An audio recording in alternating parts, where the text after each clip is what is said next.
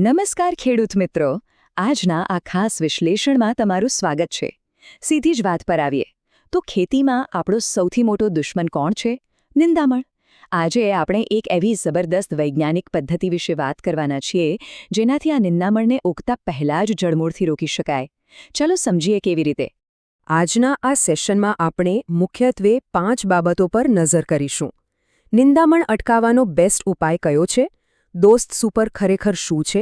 તે લાંબા સમય સુધી કેવી રીતે રક્ષણ આપે છે? કયા પાકમાં કેટલો ડોઝ લેવો? અને છંટકાવ વખતે કઈ ખાસ સાવચેતીઓ રાખવી? તો ચાલો શરૂ કરીએ. તો આપણો પહેલો મુદ્દો છે નિંદામણને ઉગતા પહેલા જ રોકવું.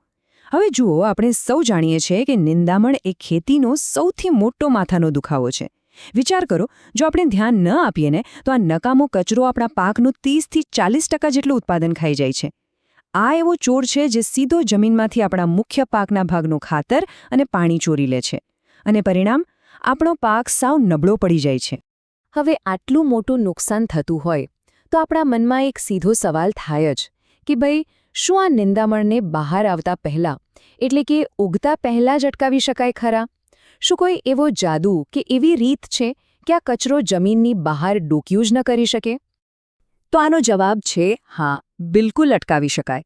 અને આનો ઉકેલ આપણને કૃષિ વિજ્ઞાન આપે છે. આ પદ્ધતિને પ્રી ઇમર્જન્સ એપ્લિકેશન કહેવાય છે.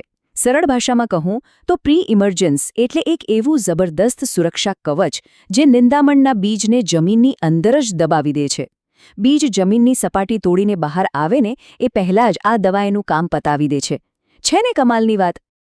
હવે આગળ વધીએ આપણા બીજા વિભાગ તરફ, દોસ્ત સુપર શું છે અને તેની ટેકનિકલ માહિતી. બજારમાં પ્રી ઇમર્જન્સ માટે ઘણી દવાઓ મળે છે, પણ સાચું અને ધાર્યું રિઝલ્ટ જોઈતું હોય ને તો દવામાં કયું રસાયણ છે તે જાણવું બહુ જ જરૂરી છે. અને અહીં આવે છે દોસ્ત સુપરમાં રહેલું મેઇન કેમિકલ પેન્ડીમેથાલિન 38.7% CS. આ કોઈ સામાન્ય નામ નથી, પણ આ એ જ પાવરફુલ ફોર્મ્યુલા છે જે ખેતરમાં નિંદામણ સામે મજબૂત ઢાલ બનીને ઊભી રહે છે. ખરા અર્થમાં આ ખેડૂતો માટે એક અત્યંત ભરોસાપાત્ર નિંદામણ નાશક છે.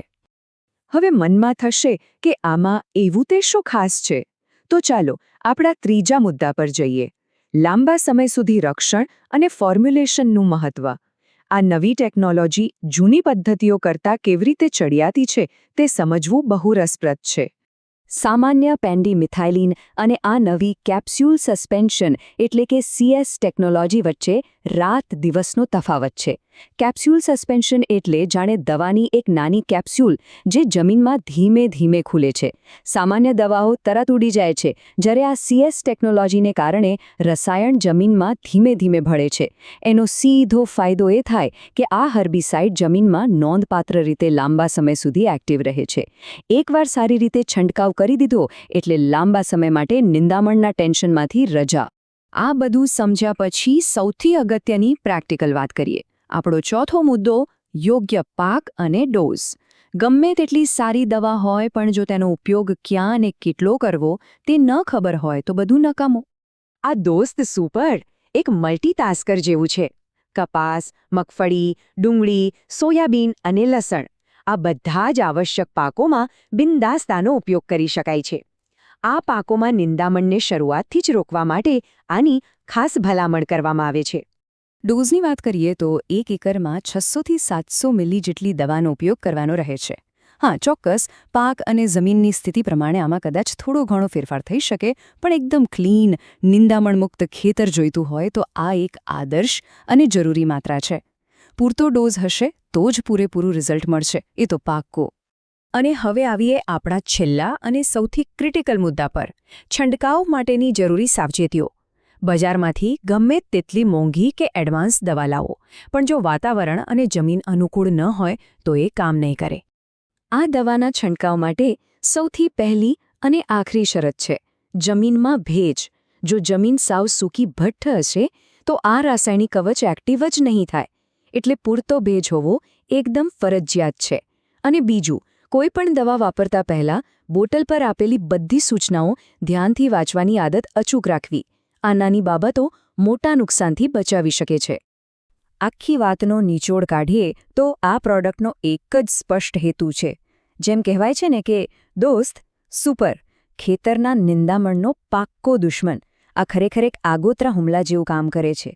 નિંદામણને ઉગવા જ ન દેવું, ખેતરને એકદમ ક્લીન રાખવું, જેથી પાક પૂરેપૂરી તાકાતથી અને કોઈ પણ અડચણ વગર વિકસી શકે. તો અંતે એક વિચારવા જેવો પ્રશ્ન. નિંદામણ ઉગી જાય પછી મજૂરો લગાવીને એને કાઢવાની એ જૂની ખર્ચાળ પદ્ધતિઓ પાછળ સમય કેમ બગાડવો? શું શરૂઆતથી જ આ સ્માર્ટ અને લાંબા સમય સુધી રક્ષણ આપતી પ્રોએક્ટિવ પદ્ધતિ ન અપનાવવી જોઈએ? જરા વિચારજો.